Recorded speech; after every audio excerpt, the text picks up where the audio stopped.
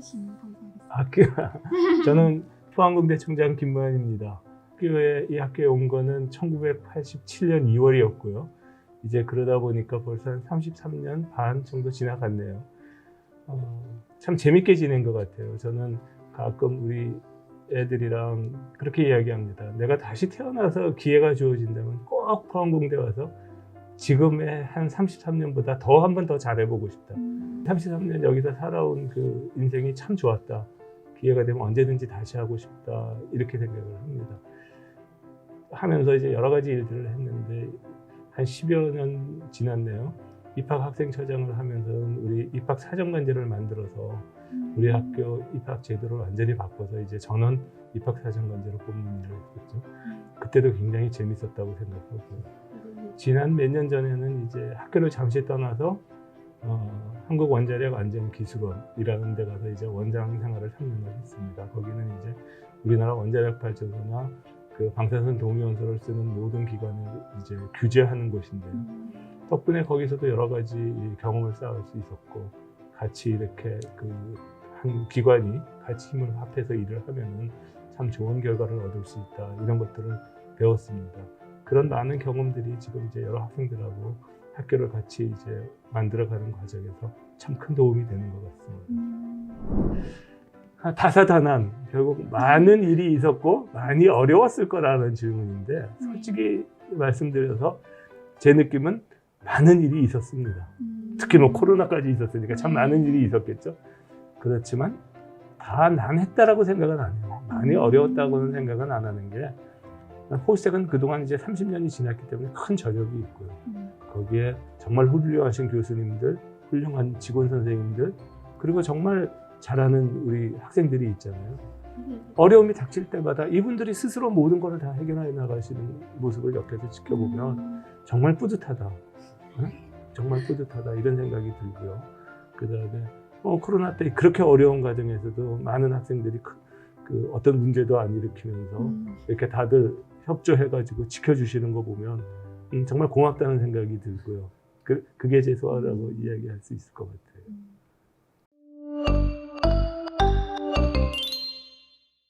우선 많은 분들이 코로나 터져서 너 진짜 좀 안타깝겠다, 하려는 거 못하고 뭐 이런 말씀 하시는데, 돌이켜보면 참 좋은 기회도 됐습니다. 왜냐하면은 함부로 갈 수도 없고, 그러니까 조금 불필요한 회의들은 안 가도 되고, 그러다 보니까 저 혼자 학교를 찬찬히 돌아보고, 시간 날 때마다 학교를 좀 더 깊이 볼 수 있는 기회가 많아가지고, 오히려 저한테는 물론 참 안타까운 시간이었지만 또 위기를 기회로 쓸 수 있는 시간이었다라는 말씀을 드릴 수가 있는 것 같아요. 그래서 뭐 여러분들도 마찬가지일 겁니다. 이 세상을 살다 보면 참 위기는 많이 옵니다. 여러 가지 어려운 일들이. 그렇지만 그럴 때마다 본인들이 조금 더 긍정적으로 생각하고 조금 더 기회로 생각해서 자기 일을 만들어낸다면 남들보다 훨씬 앞설 수가 있어요. 우리 교수님들이 한결같이 말씀하시는 게, 뭐 해외 학회 갈 시간도 많이 갈 수도 없고, 또 무슨 뭐 미팅 같은 거 갈 시간도 없고, 그 대신에 학생들도 이 코로나 때문에 놀러 안 가고 다 이제 대학원생들이 이제 그 연구실에 앉아서 연구하고 있고, 그러다 보니까 연구가 어느 때보다도 잘 된다는 말씀을 하시는 교수님들이 계세요. 그게 바로 또 한 단면이 아닐까. 굉장히 어려운 시간이지만 굉장히 시간을 유용하게 쓸 수 있었고, 평상시에 못 챙겨보던 거를 챙겨볼 수 있었다. 이렇게 생각이 됩니다.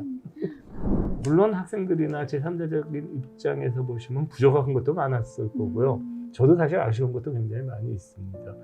특히 이제 그 실험이나 실습 이런 것들을 저희들은 이제 1학기 때는 다행히 이제 집중 보강 기간, 그래서 4주를 했지만, 비대면 교육을 위해서 각 과마다 이렇게 시설도 빨리 보강을 하고 이렇게 해가지고 열심히 한다고 했지만, 뭐 학생들이 다 알다시피 뭐 시험 때문에도 걱정 많이 했고, 뭐 여러 가지 걱정도 많이 하셨잖아요.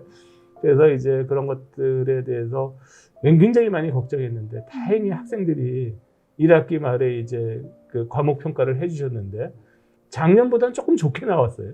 어쨌든 간에.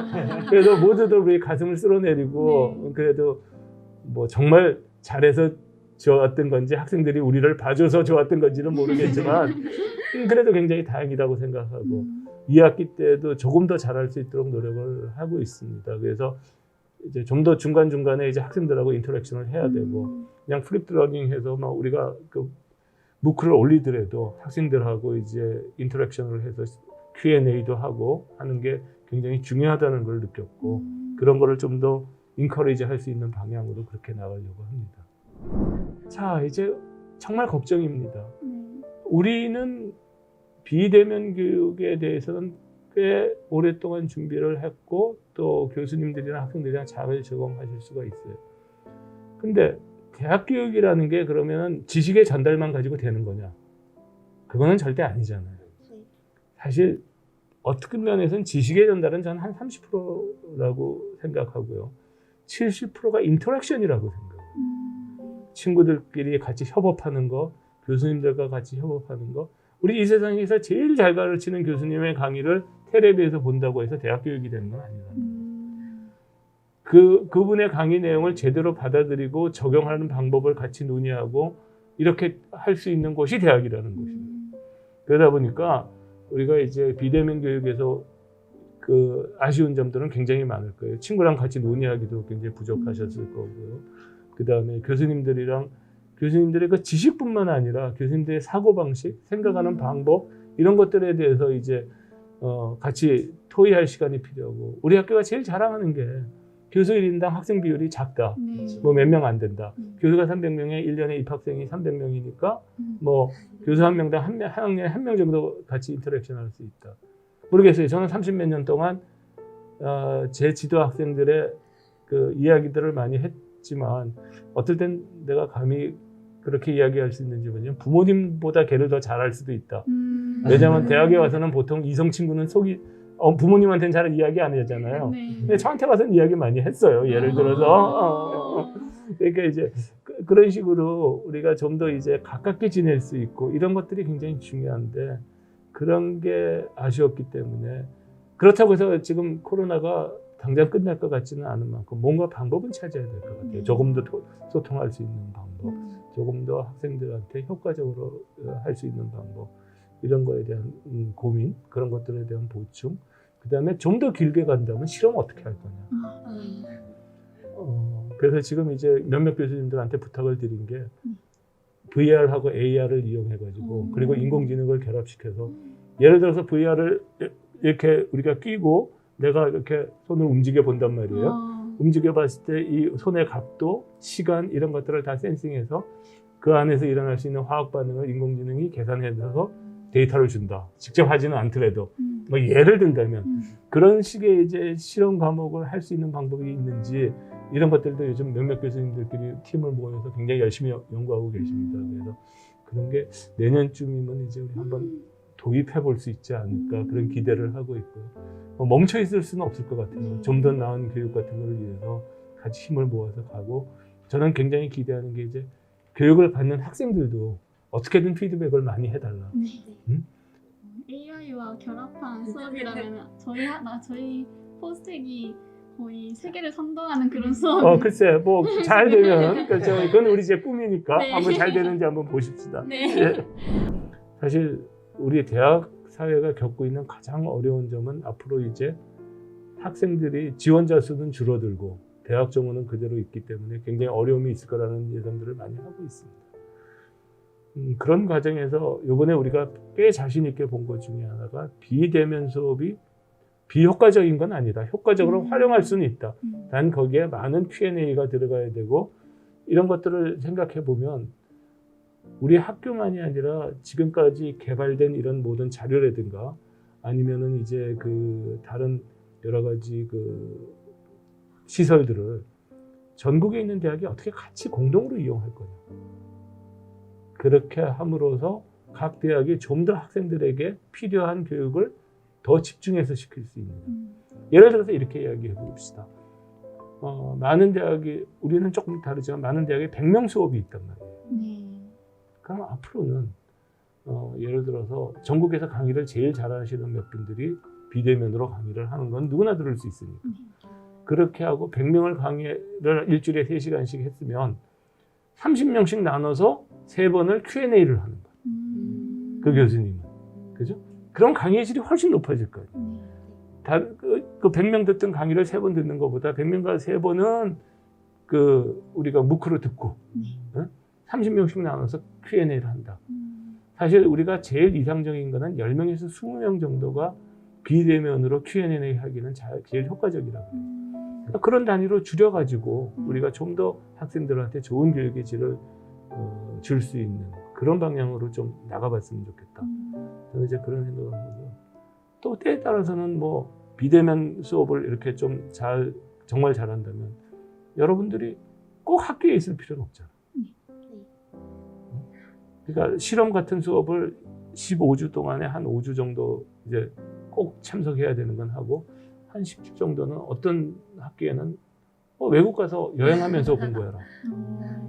아니면 뭐 제주도 가서 공부해라. 그러면 사회도 경험하고 뭐 여러 가지를 경험하면서 할 수도 있는 방안들도 우리가 찾을 수 있어요. 좀 더 여러 가지 이제 새로운 방법들에 대한 교육 방법이라든가 그걸 찾을 수 있고 그 과정에서 전국에 있는 모든 대학들이 같이 인포메이션도 쉐어하고 좋은 강의 우리 저기 광주에 있는 좋은 강의가 있다. 그럼 여기서 들으실 수 있는 거 아니에요, 그죠? 비대면. 우리 강의도 뭐 서울에서 들을 수 있는 거고. 그래서 지역적인 한계라는 말이 없어지는 그러한 대학 교육 방식이 채용될 수 있으면 참 좋겠다는 생각을 합니다. 그리고 우리는 그런 걸 위해서 우리 학교는 항상 오픈하고 나갈 거고요. 감사합니다.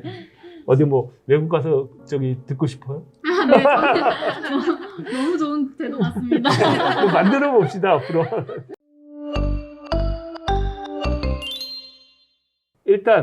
일단 그때는 제가 그 전에 한 20년 정도의 우리 학교 입학생들의 수능 성적을 X축에 놓고 졸업 성적을 Y축에 놓고 그래프를 그려봤어요.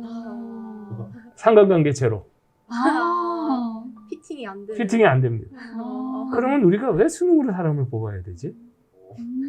라는 생각을 했던 겁니다.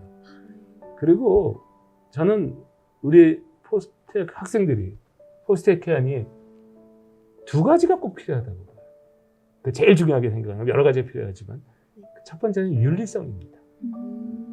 그리고 두 번째는 적극성이에요. 윤리적이지 않은 사람이 포스텍의 이 좋은 교육을 받아서 정말 대단한 엔지니어나 과학자가 된다면 세상에는 너무나 불행한 일이 됩니다. 그렇죠?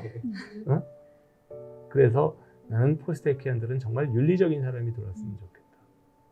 근데 수능 성적으로는 절대 그걸 못 가려냅니다. 그나마 우리가 자기소개서를 썼을 때 거기에 있는 게 얼마나 진실인가 라는 것들을 통해서 우리는 그런 것들을 판별할 수 있다고 보고, 두 번째는 똑같은 성적이라도 조금 더 적극적인 사람이 좋다. 우리가 그 당시에 우리가 90년 말에 입학사정관제로 바뀌고 나서 교수님들이 한결같이 하신 말들이 수업 시간이 훨씬 더 적극적이고 밝아졌다라는 이야기였어요. 그래서 저는 윤리적이면서도 적극적인 학생들을 뽑고 싶다는 게 제 소망이었고요. 이제 사회적으로 보면은 미국에 가서 입학사정관들하고 이제 정말 많은 이야기를 나눠봤는데 모든 입학사정관들이 말하는 공통 목표가 있습니다. 그 사람들의 공통 목표는 대학은 사회를 축소해 놓은 거여야 된다. 그러니까 대학에서 잘 사는 사람, 못 사는 사람, 남자, 여자, 미국 같은 경우는 백인, 흑인, 그 다음에 전국에 뭐 서울 사람, 전라도 사람, 경상도 사람 다 모여 있는 그 하나의 팟에서 생활을 4년 동안 하면서 그 사람들을 이해하고 그 사람들하고 어떻게 같이 지낼 것과를 공부하는 곳이 대학이다. 그래서 우리는 골고루 뽑으려고 노력한다는 게 미국 입학사정관들하고 이야기를 해보면 다들 하는 말이에요. 그래서 우리도 좀 그렇게 갔으면 좋겠다. 그리고 우리 고등학교 때 100개를 배워서 95개를 알고 있는 학생하고 80개를 밖에 못 배웠어요. 조금 더 외진 곳에 살아서. 80개를 배워서 78개를 알고 있는 사람하고 나중에 누가 더 훌륭하게 될까요? 저는 80개를 배워서 78개를 알고 있는 사람한테 가능성이 좀 더 있다고 봐요. 그러나 획일적인 잣대를 대면 95개를 아는 사람이 78개를 알고 있는 사람보다는 훨씬 합격할 가능성이 높죠. 바로 이제 그런 문제들까지 좀 개선해서 입학사정관제라는 거를 좀 운영해보고 싶어서 만들었었고, 그 결과 그 교수님들의 평가는 좀 더 적극적이고 좀 더 밝고 그런 애들이 많이 와서 좋다라는 평가가 그 당시 있었어요. 그래서 아직까지 저희는 이제 그 방식을 그대로 유지하고 있고, 제가 아까 말했던 그런 학생들을 뽑으려고 노력하고 있는 거죠. 교육을 어떤 식으로 시키는가도 참 중요한 말인데, 저는 왜 학생들이 공부하느냐부터 이야기를 해봤으면 좋겠어요. 그러니까 동기가 없이 뭐를 한다는 것은 굉장히 어려운 이야기거든요. 그리고 결코 오래 갈 수 없는 일. 뭐 하다못해 국가를 위해서 하는 건지, 우리 가족을 위해서 하는 건지, 나를 위해서 하는 건지, 그리고 그 하는 일이 무슨 의미가 있는 건지 자기한테. 저거 알아야지만 자기한테 동기부여가 될 거 아니에요. 맞죠? 네. 뭘 위해서 살아요? 뭐를 하면 제일 행복해요? 저는 꿈이 큽니다. 무슨 꿈? 세계를 위해서. 맞아요. 정말 좋은 이야기. 네. 인류 난제의 문제를 해결해 보겠다. 네. 그게 제일 좋은 네. 꿈이겠죠. 정말 인류의 난제를 해결해 보겠다고 꿈을 갖고 있다면, 그러면 자기가 그 꿈을 해결하기 위한 방법을 찾아야 되고, 네. 그 방법을 스스로 찾아 나갈 수 있는 사람이 되어야 되잖아요. 저는 우리 학교 학생들이 결코 어떤 지식을 교수님들한테 배우는 게 아니라 지식을 알 수 있는 그 방법을 찾는 게 중요하다고 생각해요. 왜냐하면 대학에서 배운 지식은 나가서 요즘같이 빨리 발전하는 시대에 5년만 지나면 그 이미 낡은 정보가 될 가능성이 굉장히 많잖아요. 나가서 끊임없이 그 여러분들이 공부를 하셔야 되고 찾아야 되고, 그게 어떻게 하면 더 효율적이고 생산적으로 여러분들이 그 지식을 습득할 수 있고 그 지식을 응용할 수 있느냐를 배우는 곳이 여기라는 생각이에요. 그래서 내가 왜 공부를 하는지에 대한 동기를 찾고, 그거를 이루기 위해서는 어떤 방법으로 공부를 해야 되는지를 알고, 그리고 나서 그 방법을 추구하기 위해서 자기 혼자 할 수 있는 일은 없습니다. 바로 옆에 있는 친구들하고 교수님하고 밑에 있는 후배하고 소통을 해가면서 자기 지식도 높이고 지식을 모을 수 있는 그런 학생들을 키울 수 있는 학교가 됐으면 좋겠다고 생각합니다. 물고기를 잡아주는 대학이 아니라 물고기 잡는 방법을 가르치는. 네, 뭐 때에 따라서는 맛있게 먹는 방법까지. 가장 중요한 거는요, 오늘 아까 몇 가지 예를 들으셨는데, 내가 제너럴리스트가 좋은지 내가 스페셜리스트가 좋은지는 포스테키안이라고 해서 한 방향으로 가야 될 필요는 없다고 생각해요. 나는 어디에 맞는 사람인가를 먼저 아시는 게 중요해요. 그리고 아까 갖고 계셨던 내가 내 꿈을 이루기 위해서는 어떠한 그 능력을 가져야 되는지, 그걸 스스로가 파악하셔야 된다고 생각해요. 자, 아까 말한 대로 세계를 구할 수 있는, 세계를 위한 암을 치료하고 싶습니다. 암을 치료하고 싶다. 그러면 그 암을 치료하는데 내가 어떤 아주 특수한 약물을 개발하고 싶다. 예를 들어서 그렇게 생각하는 분이 있다면은 좀 더 스페셜리스트가 돼야 되겠죠. 예를 든다면. 근데 내가 암을 치료할 수 있는 굉장히 멋있는 병원을 갖고 싶어. 그러면 그거는 병원을 정말 매니지먼트 하면서 굉장히 다양한 경험을 쌓아야 되는 거잖아요. 아니면 내가 암을 치료할 수 있는 제약회사 회장이 되고 싶어. 그러면 또 다른 영역에 또 그것도 있어요. 자기 꿈에 따라서 그거를 이룰 수 있는 방법은 다 다를 수가 있기 때문에, 아까 그래서 내 꿈이 뭔지, 나는 어떤 길을 걷고 싶은지 스스로 찾을 수 있는 기간이 대학에서의 생활이다. 네, 그렇게 생각을 하고요. 저는 처음에도 말씀드렸듯이 우리 학교가 세운 이유는 건학이념을 실현하는 데 있습니다. 그러면 건학이념을 어떻게 하면 잘 우리가 이룰 수 있을 것인가? 결국 우리가 연구 잘하고 교육 잘해야 되잖아요. 그럼 세계에서 제일 교육 잘하고 연구 잘하는 학교가 돼야 돼요. 근데 교육 잘하고 연구 잘하는 게 뭐예요? 첫 번째는 학생들이 행복해야 됩니다. 행복해야 그 다음에 공부할 맛이 나지. 행복해야 연구할 맛이 나지. 응? 그러니까 학생들을 행복하게 할 수 있는 방법이 뭐가 있나 고민이 돼요. 한다고 했는데 어떨 때는 한 8명은 좋아하는데 2명은 싫어해요. 그럴 때 제일 가슴도 아프고 속도 상하고 그렇습니다. 그렇지만 하여튼 제일 중요한 건 우리 구성원들이, 특히 학생들이 행복할 수 있어요. 또 중요한 한편은 교수님들이잖아요. 교수님들이 정말 연구하고 싶어야 하지. 네. 그럼 교수님들한테는 어떻게 연구하고 싶도록 해드릴 수 있느냐. 환경. 뭐 약간 농담 섞어 하자면 너무 환경이 좋으면 놀고 싶어져요. 이건 농담이에요. 그러니까 어떻게 하면 정말 공부하고 싶어지게, 정말 연구하고 싶어지게. 근데 그거는 학생들하고 같이 연구하는 게 좋으면 하거든요. 그러니까 학생들도 기분이 좋고 교수님들도 기분이 좋으면 같이 만나서 이야기하면 더 행복해지는 거예요. 네. 그래서 저는 교수님들도 하여튼 연구하기 좋은 분위기를 만들어 드리는 게 중요하다고 생각하고, 직원 선생님들 역할도 굉장히 중요합니다. 여러분들 서포트하고 하는 모든 거 보세요. 그분들도 행복해야 여러분들을 잘 서포트하고 네. 그렇잖아요. 네. 그죠?